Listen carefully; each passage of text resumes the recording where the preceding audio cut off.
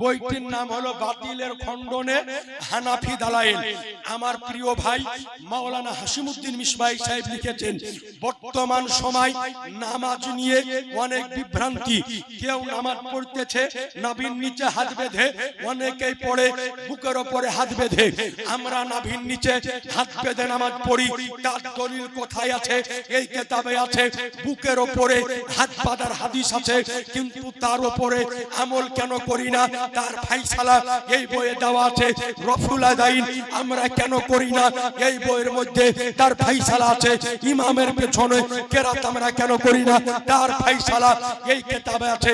ইনশাআল্লাহ তাআলা এই কিতাবটি যদি আপনি দু একবার ঘুরিয়ে ফিরিয়ে পড়ে যদি নিয়ে নেন, তো ওয়াহাবি লা মুযহাবি আহলুল হাদিস নামধারী সালাফি আপনাকে নামাজ নিয়ে কোন প্রকারের প্রশ্ন করে আপনাকে